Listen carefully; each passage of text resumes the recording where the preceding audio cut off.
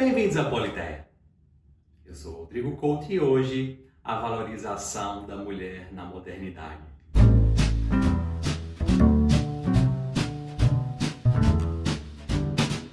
Março é o mês do Dia Internacional da Mulher, comemorado ontem. E esse dia mobiliza, a mídia mobiliza determinados setores políticos, as redes sociais, e a sua existência testemunha a importância do debate relativo ao papel da mulher na sociedade e aos problemas ainda experimentados pelas mulheres. E para qualificar esses debates, o Politeia, que é um canal que tem um perfil mais constitucional e mais histórico, traz hoje a sua contribuição para essas discussões. Vejam que nós não pretendemos encerrar debates ou oferecer respostas prontas, mas sim oferecer subsídios constitucionais e históricos que podem enriquecer esses debates. Bem, por que históricos? Porque nós vamos ter como ponto de partida o século XVIII. Como vocês verão, é um período de mudança, ou de início de uma mudança. E vamos ter igualmente uma perspectiva aqui constitucional, que eu preciso definir antes de ir ao século XVIII. Pois bem, o que é essa perspectiva constitucional? Eu vou falar aqui em Politeia, que também é o nome do canal. E Politeia muitas vezes é um termo de origem grega, traduzido como Constituição. No entanto, essa não compreende a Constituição em um sentido estrito, atual, ou seja, um texto codificado que traz direitos e garantias. Vamos tomar Constituição aqui como algo muito mais amplo do que esse conceito moderno, estrito de Constituição. Constituição, a partir de tal perspectiva ampla e tradicional, seria um conjunto de modos, de formas de organização, de elementos culturais, econômicos, sociais, que compreendem um regime da sociedade. Então, a Constituição é regime, é o regime geral de uma sociedade.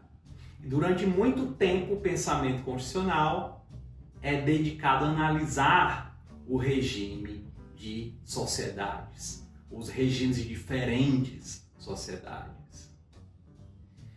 E aqui nós vamos analisar dois regimes formados por duas tradições diferentes de pensamento e ver qual dos dois seria mais simpático às mulheres, mais benéfico às mulheres.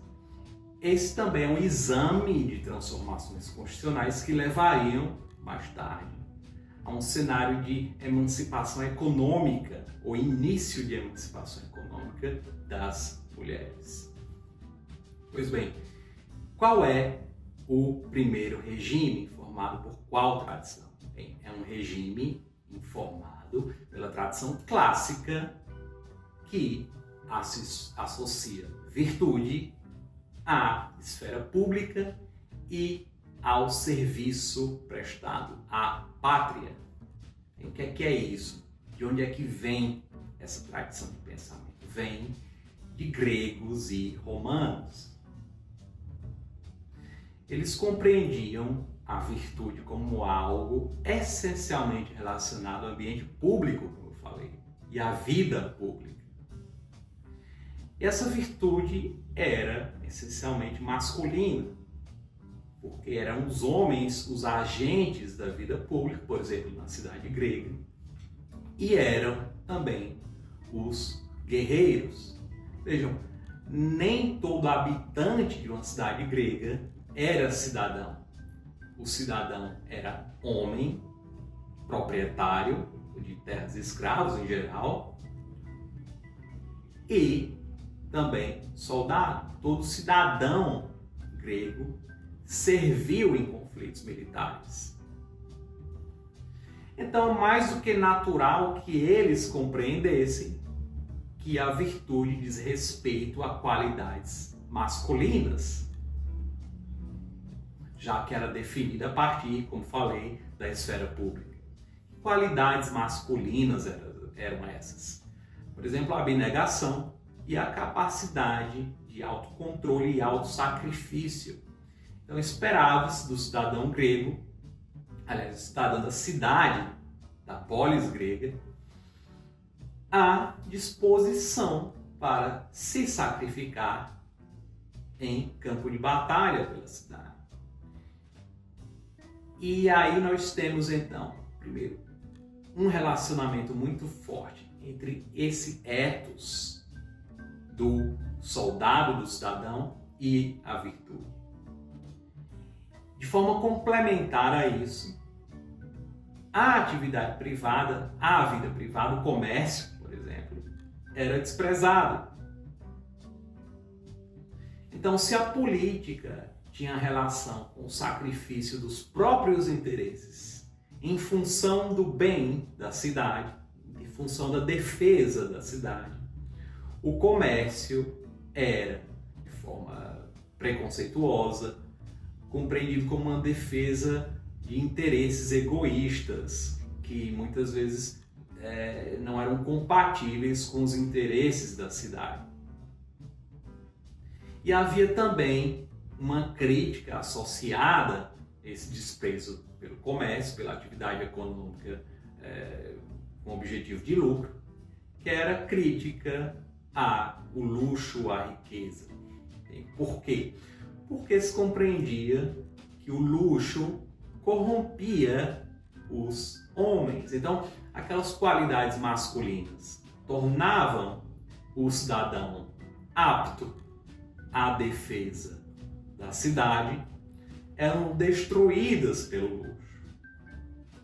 Então, os homens acostumados ao luxo, ao conforto, à paz, à abundância de bens, homens que não passavam fome, eles não seriam mais os melhores defensores da cidade. Porque eles estavam não só acostumados a esse conforto, eles estavam também vinculados à busca dos próprios interesses. Para usar a linguagem do período, acreditava-se que o homem, em uma vida confortável, pacífica, de luxo, havia sido afeminado, havia passado por um processo de afeminação. Então nós temos aí uma distinção muito clara entre uma visão masculina, nós temos que vir, que é o radical, tanto da palavra virtude quanto da palavra virilidade, para demonstrar com esse radical a associação entre virtude e o masculino. E nessa tradição, como é que fica a mulher? Fica associada aos traços que não têm relação com a virtude. Por exemplo, bem, se você for a Maquiavel, você vai notar que ele usa fortuna, que é não o oposto, mas o acaso, ou seja, não tem nada, não tem relação com a virtude. Aquele que tem virtude tem que lidar com esse acaso. Maquiavel usa fortuna como uma mulher. A representação de fortuna entre os próprios romanos era feminina. A personificação da fortuna, ou seja, do acaso, daquilo que é inconstante e imprevisível.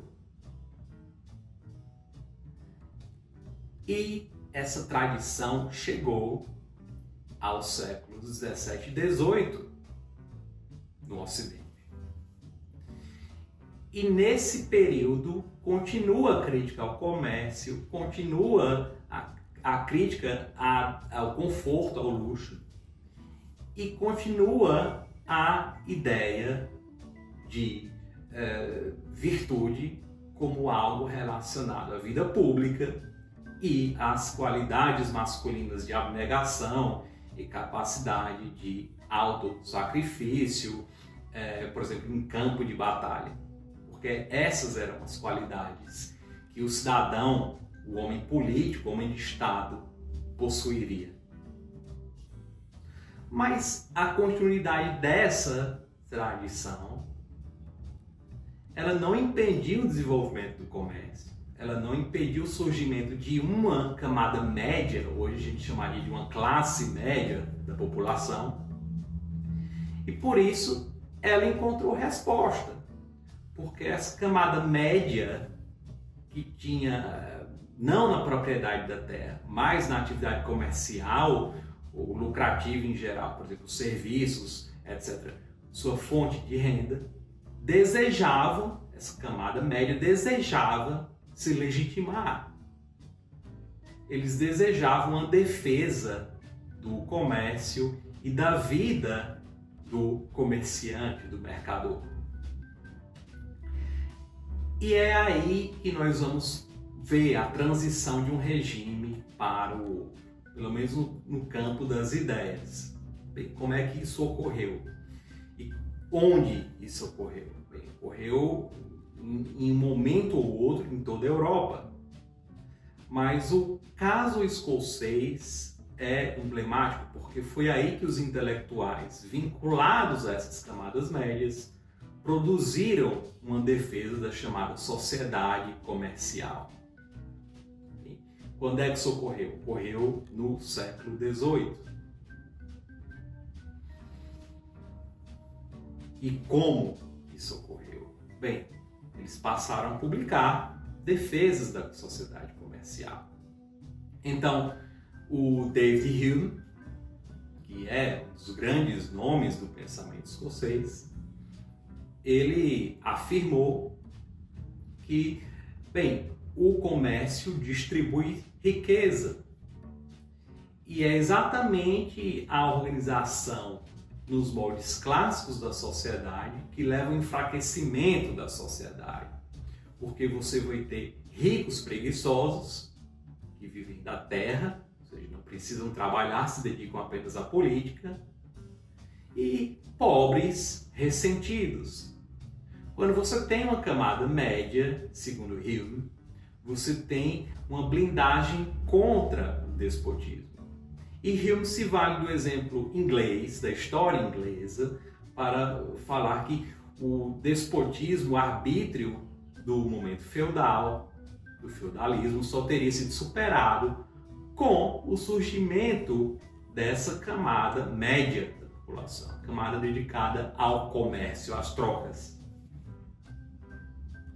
Bem, e como essa defesa da sociedade comercial com Hume tem relação com as mulheres?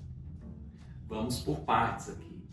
Vejam, ainda no século XVIII existia a ideia de que o cidadão ideal era um fazendeiro austero, acostumado à vida dura, que em guerra seria chamado para constituir o exército da pátria, para defender a pátria em campo de batalha. Esse também era um homem público, por excelência. Mas esse homem público estava vinculado, claro, à vida pública. E ele era um proprietário de terras, ele não era um comerciante.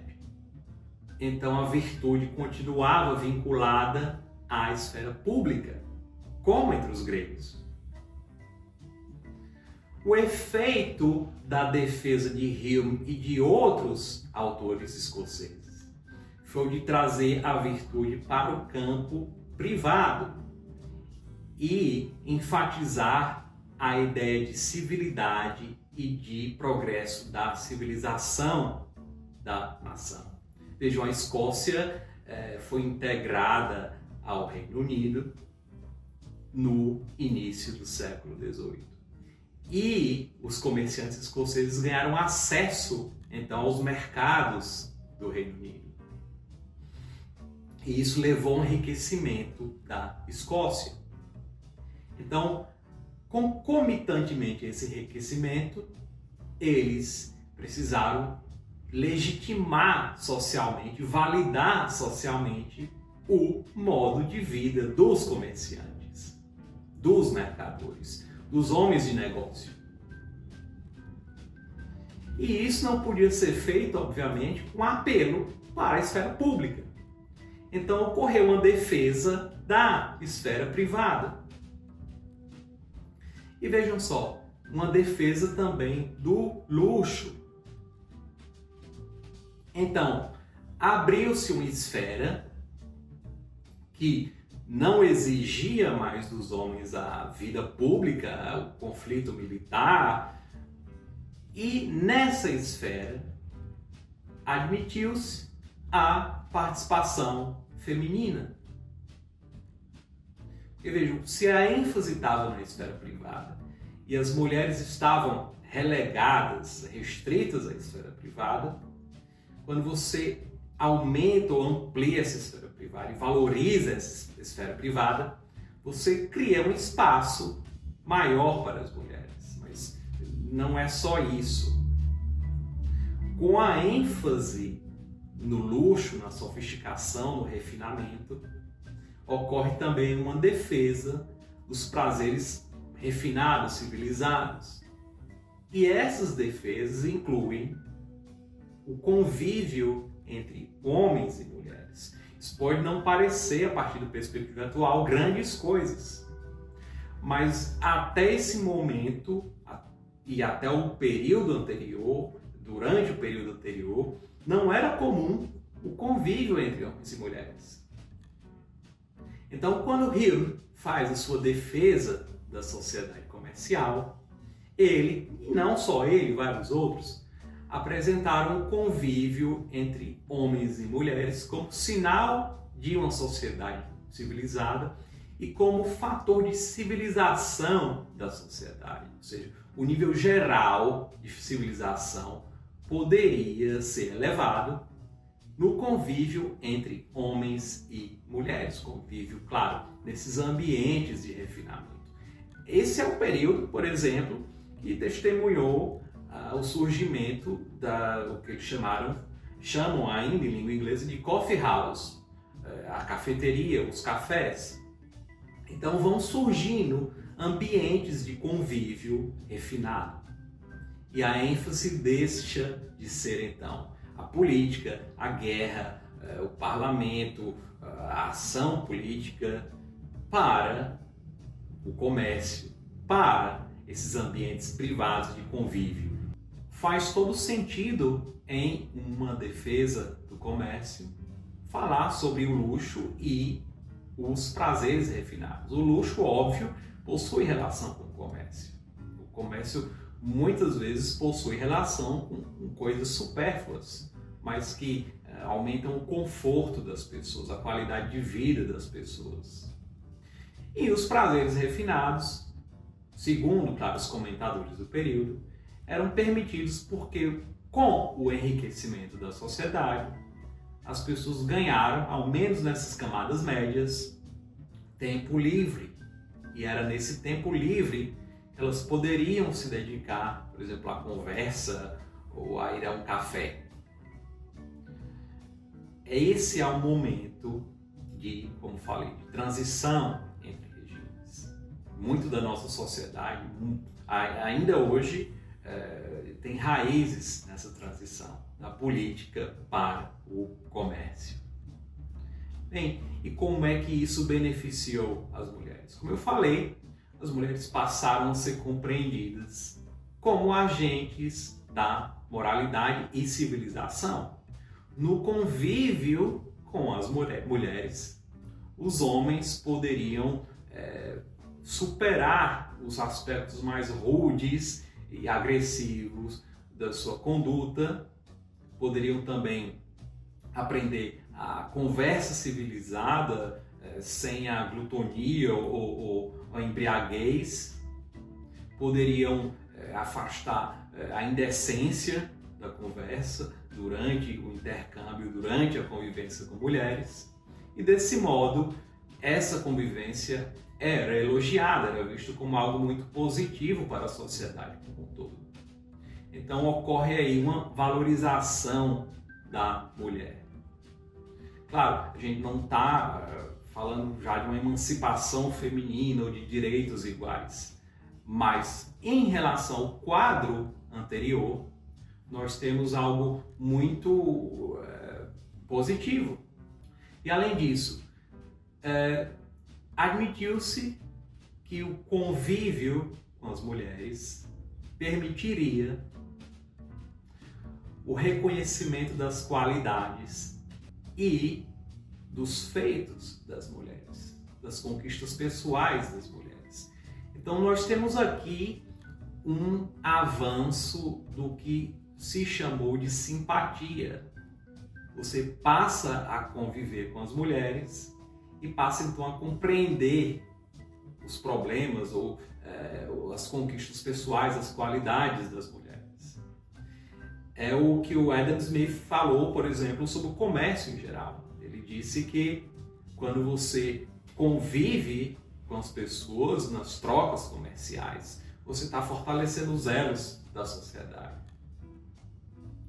E essa sociedade pode avançar com enriquecimento para um aperfeiçoamento dessa simpatia. Quando você satisfaz as suas necessidades, você começa a ver, a enxergar as necessidades alheias, o sofrimento alheio. Então, você tem uma ênfase, como eu disse, na esfera privada, e isso beneficia a mulher, que estava, claro, relegada à esfera privada, ainda limitada à esfera privada. De qualquer modo, isso pode ser visto como um avanço. Bem, então vamos para uma conclusão possível e para a análise dos regimes. Bem, o que é que nós temos aqui? Como vimos, temos um primeiro regime com ênfase na esfera pública e na ação política e na virtude definida a partir desse ideal, dessa imagem de homem proprietário de terras e que está disposto a se sacrificar pela pátria. E nesse regime há um desprezo pelo comércio e pela própria vida privada, que não é tão digna quanto, não é compreendida como tão digna quanto a vida pública. E no segundo regime, nós temos o oposto. Nós temos uma defesa da vida privada, a vinda da virtude para a vida privada. Nessa vinda da virtude para a vida privada, a virtude não é mais exclusivamente masculina. Além disso, na vida privada, onde estavam já as mulheres, torna-se possível convívio civilizado entre os sexos. E esse convívio não só seria capaz de aumentar o nível de civilização da sociedade como um todo, mas seria uma força, um fator capaz de permitir uma integração das mulheres ao restante da sociedade e uma força capaz de fazer com que os homens passassem a enxergar as mulheres fora do ambiente familiar, porque, como eu disse, o convívio entre homens e mulheres é essencialmente entre marido e esposa, entre pai e filhas, ou entre irmão e irmãs, e entre o homem e as suas mães. Então, você passa, a partir desse convívio, a criar um maior espaço feminino, mesmo que esse espaço continue restrito à esfera privada.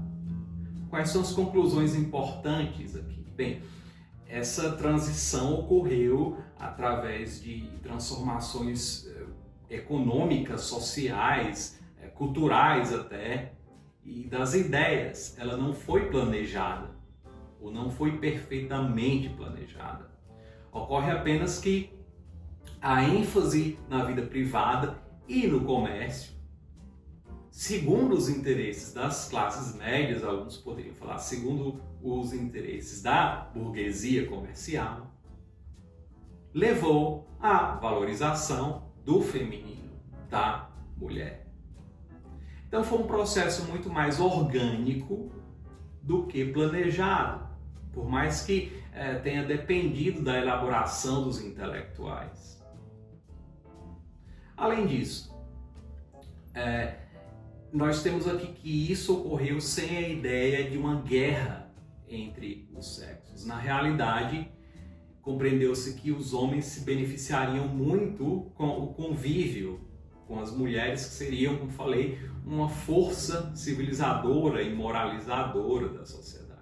Claro, é importante notar que não é um momento de emancipação das mulheres. Não podemos antecipar isso na história, ocorreu bem depois. Aqui ocorre, no entanto, o início de um processo histórico muito importante. E esse início, como eu falei, está na transição aparentemente está vinculado a essa transição de regimes. Da terra para o comércio na economia, do público para o privado na virtude, e da virtude como algo masculino para a virtude como algo que não é mais monopólio do masculino. Então essa transformação foi muito mais política e cultural e econômica e social do que fruto de um plano, de uma revolução social, de uma ruptura radical. Foi uma transformação de todo um regime. E, finalmente, o que é que nós podemos tirar daqui?